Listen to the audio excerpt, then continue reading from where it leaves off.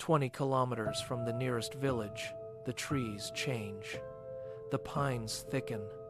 The light dies. And the wind stops moving through the leaves. This is the heart of Blackwood Forest, a place where the air feels heavy, pressing against the lungs with the weight of stagnant time. In the center of this suffocating silence stands a relic of a forgotten era, Blackwood House, a colonial mansion rotting in the damp, its foundations sinking into the soft, black earth. It does not look like a building that was simply left behind. It looks like a structure that stopped breathing. The windows are dark, recessed deep into the frame like hollowed eyes. There is no birdsong here, no rustle of small animals in the brush, just the house, standing as an unyielding, silent presence. It occupies the space with a deliberate stillness, as if it were holding its breath, waiting for the forest to reclaim what little is left of its walls. The house does not just sit in the clearing. It anchors the landscape, turning the surrounding woods into a perimeter. It is a tomb that has not yet been sealed. The ground slopes away from it in every direction, as if the earth itself were trying to distance itself from the foundation. The fear in the valley is not spoken loudly. It is kept in whispers, exchanged over locked doors and heavy shutters. For 40 years, the village has lived with the shadow of Blackwood House hovering at the edge of their maps. When the sun dips below the horizon, the perimeter of the forest becomes a forbidden zone. Hunters who know every trail and clearing in the range will stop dead in their tracks at the sight of the old, overgrown road leading inward. They turn back. They do not look behind them.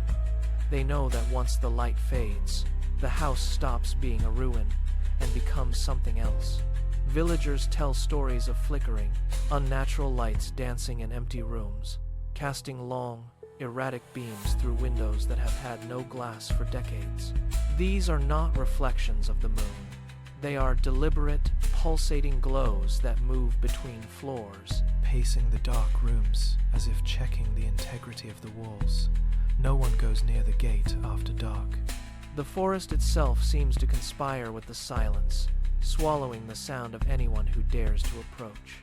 The house has held this grip for 4 decades, turning the surrounding woods into a space that exists outside the reach of the living. It is a boundary of local memory, defined by what people refuse to see. The silence of the woods shattered in November 2018. The grinding of gears and the heavy thrum of diesel engines tore through the morning mist as 7 men arrived at the edge of the clearing. They brought excavators and industrial cutters, their faces flushed with the casual confidence of men who believe in steel and progress. They parked the trucks in a tight formation, the tires crushing the dry, dead weeds that had not been disturbed in years. One man stepped down, wiped his brow, and gestured toward the mansion with a dismissive laugh. The sound echoed, flat and hollow, against the rotting siding of the structure. They did not notice the way the birds had stopped mid-flight, or how the wind seemed to divert around the perimeter of the clearing. They unloaded their equipment, the metallic clatter of chains and hydraulics filling the air. They were here to dismantle a relic, to turn history into scrap, and they treated the task like any other job. They walked toward the front entrance, boots heavy on the overgrown path, their laughter still ringing as they reached the porch. They moved with the certainty of those who control their own fate, oblivious to the fact that they were walking into a space that had been waiting for them for 40 years. The door stood slightly ajar, a dark mouth waiting to be fed. The first man pushed the door. It did not creak. It swung inward with a heavy, oiled smoothness that defied its age. As he crossed the threshold, his boot heel clicked against the floor, but the sound did not echo. It died instantly, absorbed by the air. The temperature plummeted. It was not a gradual cooling, but a sudden, sharp intake of winter that bit through skin and slowed the pulse. Behind them, the noise of the idling trucks vanished, as if the house had pulled a curtain between the present and the past. The men stopped. The laughter that had defined their arrival stopped with them. The air inside felt thick, pressurized and stagnant, smelling of dry rot and something metallic, held under the tongue. One by one, they stepped into the foyer. Every footfall felt heavy, dragging against the floorboards, as if the gravity here were denser than outside. They looked back. The doorway was still open.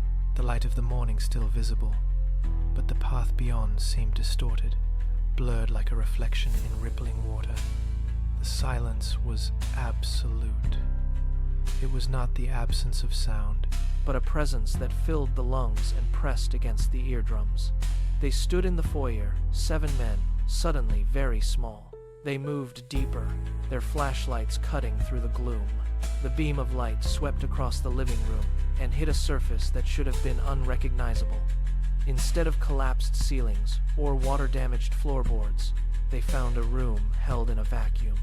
A layer of dust coated every surface, a fine gray powder that looked like fallen snow, yet it sat undisturbed. They walked past a dining table where chairs were pulled out at precise angles, as if someone had stood up to leave only seconds before. A porcelain vase sat on a side table, not a crack on its surface, not a single petal fallen from the long-dried arrangement inside. One of the men reached out, his hand hovering over a velvet chair. He pressed his finger into the fabric, and the indentation remained, perfectly preserved. He looked at his companions, his face pale in the artificial light. Nothing here had succumbed to the rot of 40 years. There were no cobwebs hanging from the chandeliers, no signs of vermin, no warping of the wood from dampness. It was a museum of a life that had ended in mid-breath. He wiped his hand on his leg, the dust leaving a gray smear, and looked around the room. The air was still, heavy, and utterly devoid of the passage of time. They stood in the center of the room, looking for a sign of neglect, but found only a haunting, perfect stasis. The silence in the parlor was broken by a soft, metallic click. It was isolated, unnatural. A worker moved toward the mantel, his flashlight beam trembling. He stopped. A heavy, brass-cased clock sat atop the fireplace, its pendulum hanging perfectly still. He leaned in, peering at the glass face. The hands were fixed, pointing directly at 317. He moved to the next room, his boots heavy on the floorboards. On the wall hung a smaller, ornate timepiece. 317. He checked his own wristwatch, his thumb drumming against the glass. The second hand on his watch was moving, but the house clock remained dead. A sense of unease rippled through the group. They fanned out, checking every room, every hallway, every nook. A grandfather clock in the study, a pocket watch abandoned on a desk, a small alarm clock in the servant quarters. Every single mechanism in the house was held captive at 317. There was no ticking, no mechanical whir. Just the weight of a moment that refused to pass. The worker gripped the frame of the grandfather clock, trying to nudge the pendulum. It would not sway. It was fixed, as if welded to the very air. He pulled his hand back, his skin cold. Every clock in the house was a tombstone for a time that had stopped 40 years ago. The library felt colder than the rest of the mansion. Floor-to-ceiling shelves lined the walls, sagging under the weight of books that had not been touched in decades. The crew spread out, their heavy boots thudding against the hardwood floor. One worker knelt to pull a stack of crates away from the baseboard. As he shifted his weight, a board groaned and tilted upward. He frowned, pressing his palm against the wood, and found it loose. With a quick pry of his crowbar, the plank popped free, revealing a dark, rectangular hollow beneath the joists. He reached into the dust-choked space, his fingers brushing against something smooth and cool. He pulled it out. It was a leather-bound diary, its cover scarred by time but miraculously intact. He wiped the surface clean with his thumb, revealing a name embossed in fading gold ink. Edward Hawthorne. He held the book up, the weight of it heavy in his palm. The leather was supple, showing no signs of rot. He flipped the cover open, the spine cracking with a sharp, dry sound that echoed through the silent room. The pages were filled with dense, precise handwriting. The rest of the crew gathered around, their flashlights converging on the small, worn volume. They had found the voice of the house. The worker began to read. The first dozen pages were mundane, a dry chronicle of daily chores and weather reports from decades past. Hawthorne wrote of repairing a leaky gutter, of the harvest, of the quiet isolation of the valley. The crew chuckled, leaning against the shelves, their initial tension momentarily replaced by boredom. They passed the book around, their flashlights cutting through the gloom. But then, the handwriting changed. The steady, deliberate script began to slant. The sentences grew shorter, sharper. Hawthorne stopped writing about the garden and the house maintenance. He started writing about the house itself. The entries became fragmented. Lines were crossed out. The ink pooled in some spots, as if the pen had been pressed with violent intensity into the paper. A worker reading the latest passage stopped mid-sentence, his brow furrowing. He looked up at the others, his face pale in the reflected beam. The tone had shifted from a journal to a desperate, obsessive log. The air in the library grew heavy, pressing against their chests. The laughter had stopped. Every man in the room stood still, watching the hand that held the diary, waiting for the next word that would break the silence. The reader took a deep breath, his voice dropping to a low, tight rasp as he turned to the next page. He began to recite the words aloud. Hawthorne wrote of a sound that broke the nightly silence. It started on the second floor, directly above the master bedroom. Heavy, deliberate footsteps. They were slow, dragging, as if something massive were dragging a weight across the floorboards. Hawthorne insisted he was alone. Yet the floor groaned under the pressure every single night. The worker paused, his flashlight beam trembling against the page. He read the specific time, Hawthorne noted, 3:17 a.m. The room grew unnaturally still. One of the men shifted, his boot scraping the wood, and the sound was so loud it made them all jump. They looked at the ceiling, eyes wide, searching the dark rafters for any sign of movement. There was nothing but the settling of old timber. The diary entry continued, detailing the nightly ritual of these footsteps. Hawthorne had checked every lock, every window, and every door, only to find them bolted from the inside. He was trapped with a sound that had no source. The crew stared at the text, their skepticism replaced by a cold, prickling sensation on their skin. They were no longer reading a journal, they were reading a warning. The worker's finger traced the lines of ink as he read the next passage. Hawthorne had become obsessed with the timing. He wrote that the footsteps did not wander aimlessly. They lasted exactly 3 minutes. From the first heavy thud above the master bedroom to the final, fading creak near the staircase. The duration never deviated by a single second. The crew leaned in, their flashlights now clustered together on the open page. They began to count in their heads, trying to visualize the rhythm of that unseen movement. 1 minute of dragging, measured pacing. 2 minutes of rhythmic, heavy pressure on the floorboards. 3 minutes of absolute silence following the final step. It was a mechanical, predatory precision that made the hair on their arms stand up.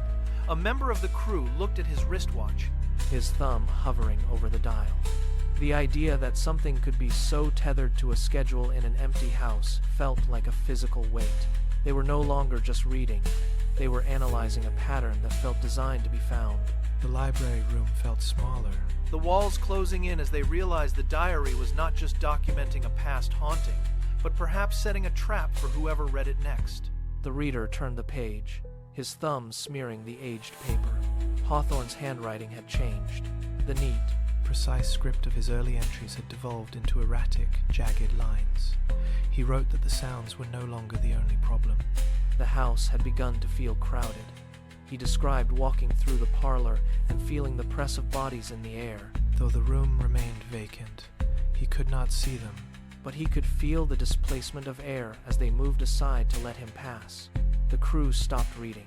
One man looked toward the doorway, his flashlight beam cutting through the dust, searching for something that wasn't there. The diary continued. Hawthorne claimed the silence was the worst part. It was not the absence of sound, but a dense, suffocating pressure that filled every corner of the mansion. He wrote that he had to brace himself against the door frames just to walk through the hall, as if pushing through a throng of invisible people. He was never alone. He was surrounded by a hidden, silent mass that watched his every move. The crew stood in the center of the library, the air thick and stagnant, listening to the heavy, unnatural stillness. The silence in the room began to feel exactly as Hawthorne had described. Heavy, expectant, and impossibly full. A sudden, sharp laugh cracked the tension, echoing off the library shelves. One of the men slapped his knee, shaking his head. "A ghost story, written by a man losing his mind," he scoffed, his voice sounding too loud in the stagnant air. The others joined in, the laughter forced and uneven. They began to trade quick, dismissive remarks about Hawthorne's creative writing skills, pacing around the room to break the suffocating stillness. One worker tossed the diary onto a mahogany side table. It hit the wood with a heavy thud that seemed to vibrate through the floorboards longer than it should have. They turned away from the book, focusing intently on their equipment, checking gauges and tightening buckles with aggressive efficiency. They were determined to treat the mansion as nothing more than an empty structure of rotting wood and dust. "Let's finish this floor and get out," the foreman ordered, his tone lacking its usual confidence.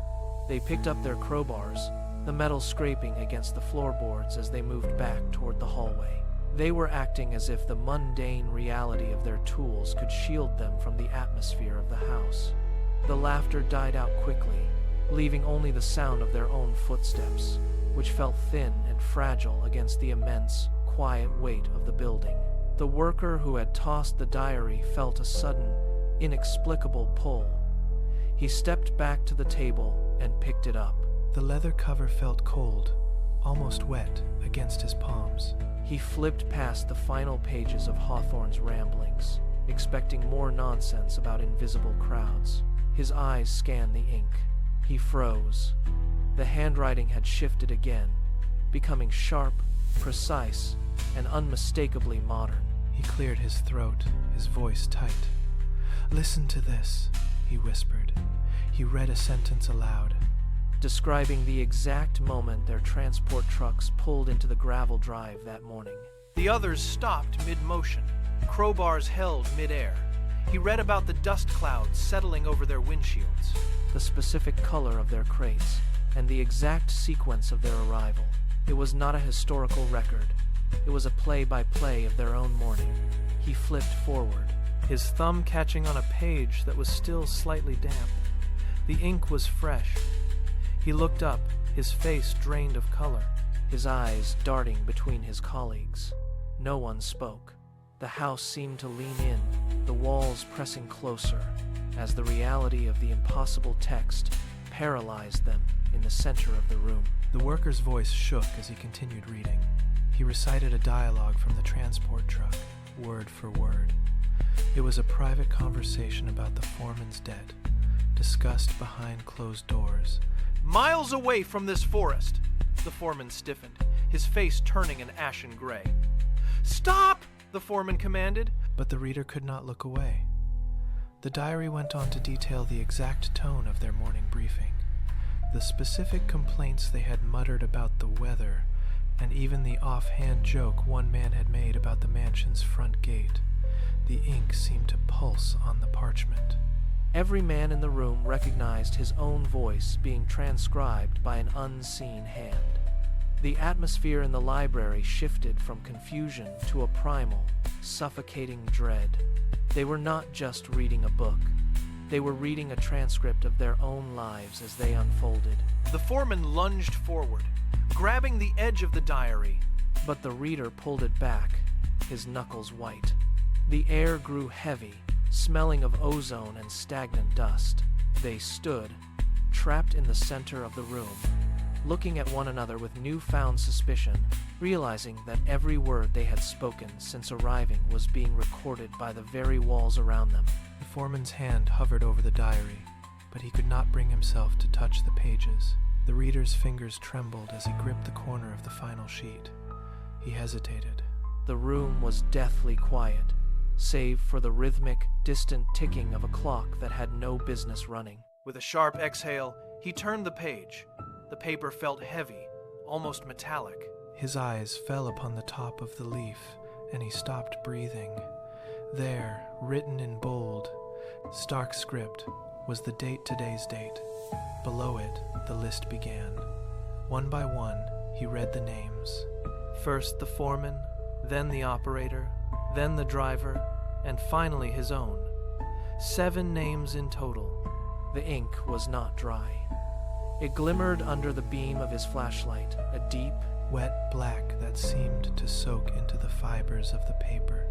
He reached out, touching the edge of the script, and a smudge of dark ink stained his thumb. The realization hit them with the force of a physical blow. The house was not just watching them, it was documenting their presence in real time. They were no longer intruders, but subjects in a story already written to its conclusion. The reader's breath hitched, a jagged sound that cut through the silence. He stared at the bottom of the page, his eyes widening until the whites were visible in the dim light. What does it say? The foreman demanded, his voice cracking. The reader could not speak. He let the diary slip from his fingers, and it hit the floor with a hollow thud. The foreman shoved him aside and dropped to his knees, his flashlight beam shaking as it swept over the final, stark sentence. Only one leaves before sunrise. The words seemed to vibrate against the floorboards. A heavy, suffocating silence gripped them for a heartbeat, followed by a frantic, uncoordinated scramble. The foreman backed away, hitting the wall, his chest heaving. One man let out a sharp, hysterical laugh that died as quickly as it began. They looked at each other, not as teammates, but as obstacles. The air in the room grew cold, biting through their skin. Every man turned toward the door at once, colliding in their haste to escape the library. The ultimatum hung in the air, a death sentence written in ink that refused to dry, turning the 7 survivors against each other before the night had even begun. They sprinted from the mansion, boots pounding against the overgrown driveway. The air felt thick, like wading through water. The foreman reached the lead truck first, his fingers fumbling with the keys. He shoved the metal into the ignition and twisted. The engine groaned, a hollow, metallic rasp that died instantly. He tried again, twisting harder, but the truck remained dead. Behind him, the others scrambled into their vehicles, doors slamming in a rhythmic, desperate percussion. One after another, the engines shrieked and failed. The silence that followed was absolute, heavy enough to crush the breath from their lungs. The foreman stood on the running board of his truck, staring at the dashboard lights. They were flickering, dimming, then vanishing entirely. He looked toward the horizon. The last sliver of sunlight was bleeding out behind the tree line, leaving the forest in a deep, bruised purple. The woods were no longer just trees and shadows. They had become a wall. They were trapped, and the engine's failure was not mechanical, it was final. The night had arrived, and the mansion stood silent, waiting for the clock to reach the hour of 3. Panic dictated their next move.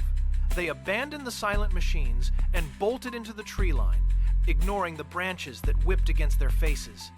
The foreman led the group, his lungs burning with every jagged breath. They ran for what felt like miles, pushing through dense undergrowth that tore at their limbs. Every man stayed close, terrified of being left behind in the encroaching dark. To ensure they were moving away from the house, the foreman carved a deep, jagged X into a thick pine trunk as they passed. They kept running, legs heavy, muscles screaming, until the terrain began to level out. The trees started to thin. A sense of relief flickered a hope that they had broken the perimeter. They burst through the final layer of brush, ready to find the road, but the ground beneath them turned to manicured gravel. They stopped dead. Before them stood the rusted iron gate of Blackwood House. The foreman looked to his left, his stomach dropping. There was the pine tree. His jagged X was still fresh, the sap weeping from the bark. They had not moved at all. The forest had folded back on itself, keeping them tethered to the very place they were desperate to flee. They retreated into the foyer, desperate for any cover. The foreman slammed the heavy oak door shut, throwing the bolt, but his hand shook so violently he nearly dropped the latch. The house was not merely cold, it was indifferent. They moved into the library, the only room that felt anchored by the weight of its own history. One man dragged a heavy desk against the entrance, the wood screeching against the floorboards. But the sound died instantly, swallowed by the thick, stagnant air. They huddled together in the center of the room, Flashlights sweeping the corners, only to find the dust undisturbed. mocking their frantic movements. The silence was not an absence of sound, but a physical pressure against their eardrums. Outside, the wind had ceased completely. Inside, the walls seemed to pulse with a slow, rhythmic vibration. Every man sat on the floor, backs pressed against the shelves, eyes locked on the ceiling. They watched the shadows pool in the corners, stretching and deepening as the minutes bled away. No one spoke. The air grew heavy, static charged and metallic, smelling of ancient paper and something stale. The house was holding its breath, and they were the only things moving within its hollow, hungry chest. The stillness snapped. It did not fade, it broke. From the walls, from the mantelpieces. From the dark corners of the library, the rhythmic metallic clicking of dozens of clocks began in perfect, terrifying unison. The sound filled the room, a steady, mechanical heartbeat that seemed to command the very air they breathed. Every man jolted, flashlights swinging wildly toward the sound. One by one, Their watches synchronized with the chaos. 3:17. the second hand of a grandfather clock in the hall swept past the vertical mark with a sharp, echoing snap. Then, the floorboards directly above them groaned. It was not the settling of old timber or the wind against the roof. It was the distinct, Heavy impact of a footfall, then another, slow, deliberate. Each step pressed into the wood with enough force to send a fine spray of dust drifting down through the ceiling cracks. the crew froze, their breathing hitching in their throats. The movement above paused, then resumed. Pacing the length of the bedroom floor with a weight that defied the emptiness of the house.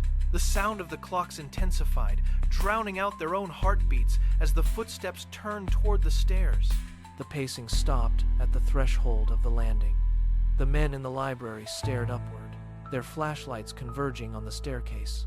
A shift occurred in the air, a distortion like heat rising from asphalt, and a shape detached itself from the darkness at the top of the stairs. It was a towering, featureless silhouette, blotting out the peeling wallpaper behind it. It possessed no defined limbs or face, yet it occupied the space with the mass of a solid wall. As it moved forward, the beams of their flashlights faltered. The light did not just flicker, it bowed toward the entity, as if being pulled into a void. The white glare of their lamps turned a sickly, bruised gray. The temperature in the foyer plummeted, turning their breath into thick, swirling plumes of frost. The entity stood perfectly still, a void in the shape of a man, its presence sucking the vibrancy from the wood, the paint, and the very air. Every light source in the room began to pulse, dimming in time with the entity's stillness. It leaned forward, its edges blurring into the surrounding gloom, and the light from the flashlight seemed to stretch, thin and brittle, before beginning to fail entirely. The entity took its first step down the grand staircase. The wooden riser groaned under a weight that seemed to vibrate through the floorboards and up into the men's boots. As the shadow descended, the beams from the heavy-duty flashlights narrowed into tiny, flickering needles of light. One worker slammed his palm against the casing of his lamp, but the bulb sputtered and went dead, replaced by a thin wisp of acrid smoke. Another light followed, its beam turning a sickly, translucent yellow before snapping off entirely. The men backed away, boots scraping against the grit-covered floor. But their retreat was blocked by the wall. One by one, the remaining flashlights succumbed to the encroaching void. The light did not fade. It was consumed. A final, desperate beam swept across the foyer, illuminating the featureless mass of the entity just inches from their faces, before it too went black. The silence of the house vanished, replaced by the sound of 7 men gasping for air in a vacuum of total, suffocating darkness. Then, the first scream cut through the gloom. sharp and jarring. As the entity reached the bottom step, the darkness was absolute, heavy and absolute. The darkness was not merely an absence of light. It was a physical weight that pressed against their skin. Voices erupted in the void, overlapping and frantic. "Where are you?" one shouted. His voice hitting a wall and bouncing back with unnatural clarity. Another man reached out, his fingers grazing a shoulder, but the contact was fleeting, slipping away as if the floor itself had tilted. A heavy, rhythmic thudding, the sound of boots sprinting on floorboards, echoed from the hallway, then suddenly stopped, replaced by a wet, dragging noise. They moved to regroup, but every step taken toward a voice led further into the house. The mansion seemed to stretch, its corridors elongating in the dark. A man swung his heavy toolkit, hitting nothing but cold, stagnant air. He called out again, but his own voice sounded miles away, muffled by the thick, oppressive dust. The bonds that had kept them together for weeks shattered under the pressure of the unseen. One by one, the shouts moved toward different wings of the house, growing fainter, until the only sound remaining was the slow, deliberate creaking of wood above. They were no longer a unit. They were singular, isolated targets in a space that had ceased to obey the laws of geometry. Days later, the search party found the camera discarded in the center of the grand hallway. The casing was cracked, and the battery pack had been ripped from its housing, yet the digital memory card remained miraculously shielded within its slot. When the police technicians finally accessed the raw data, the playback began with 30 minutes of corrupted, rhythmic interference. Then, the audio leveled out into a sharp, singular hum. The screen flickered, struggling to stabilize, before the image locked onto a 2-second frame. It showed all 7 men standing in the center of the hall, their bodies perfectly still, anchored to the floorboards. They were clustered together, yet there was no movement, no struggle, and no sound.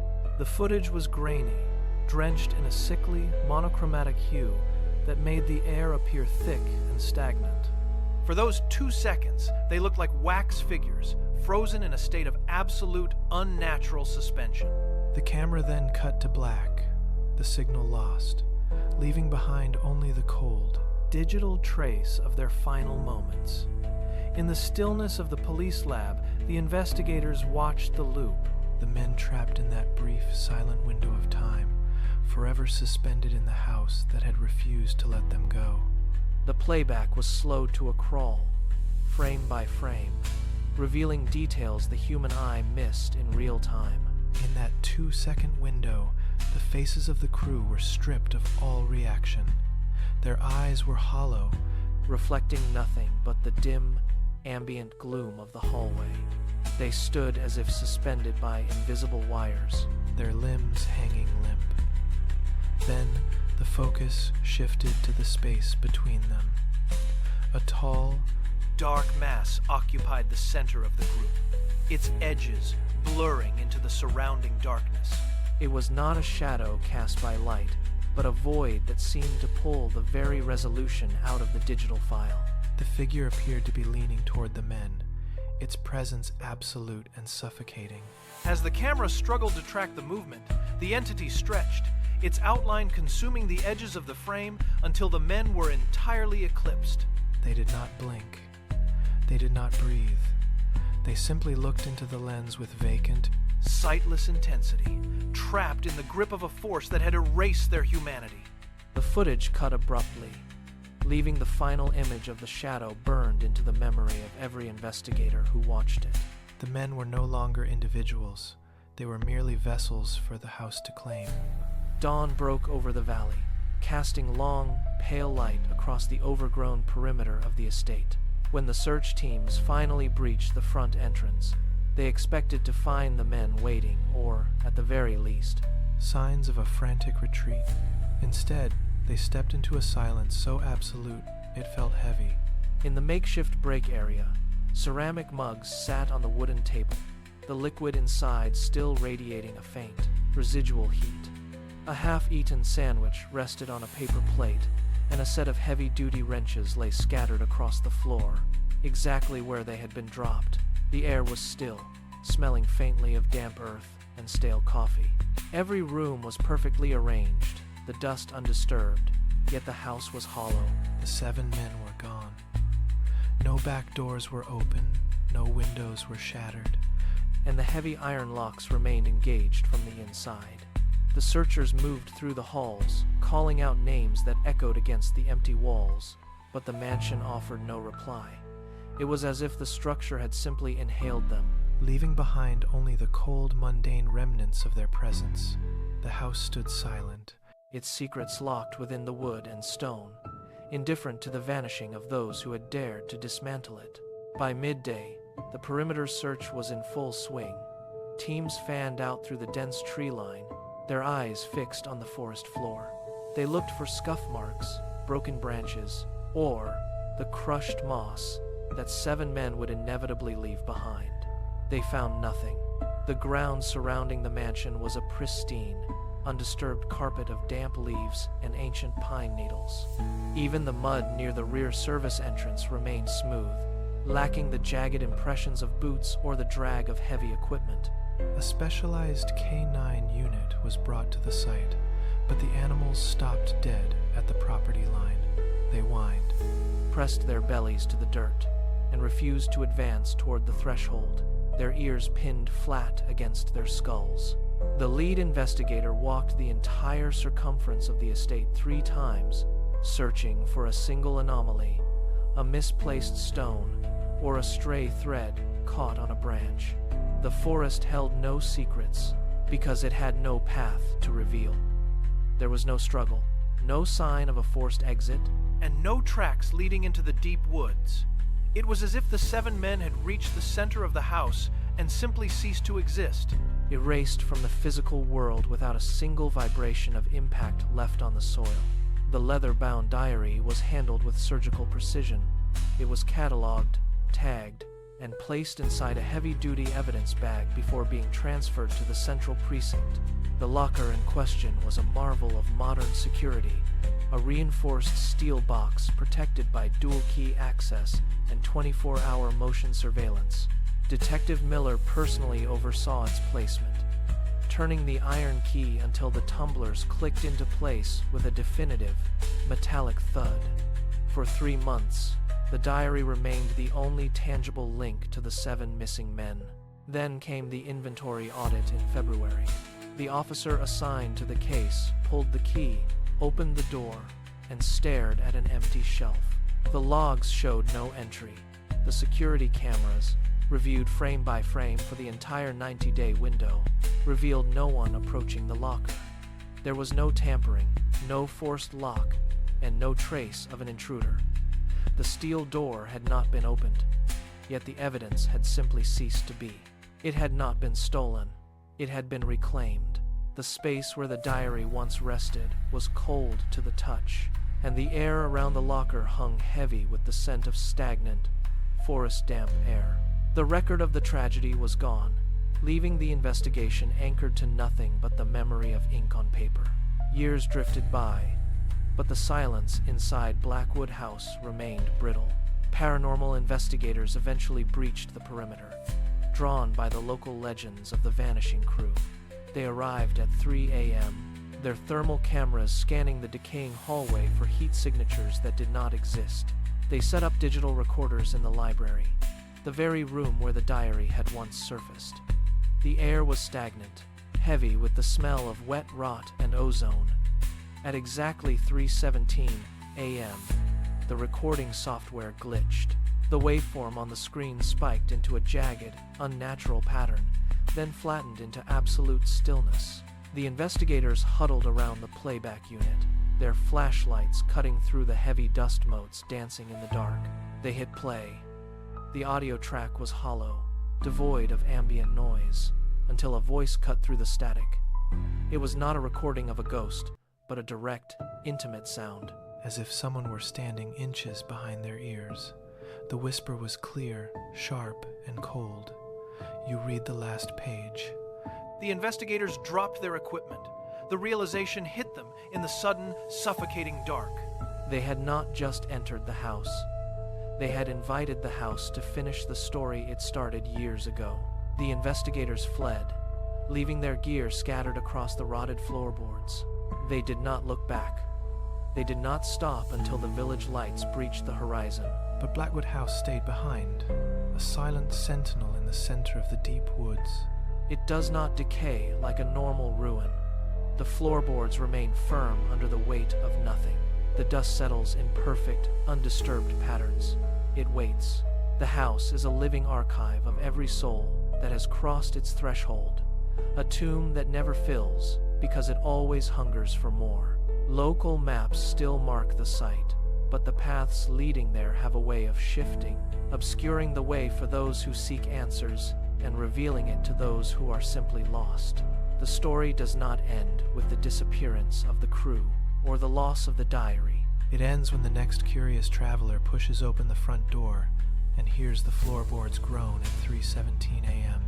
Once you know the ending, the pages begin to turn. The house is not waiting for a demolition crew.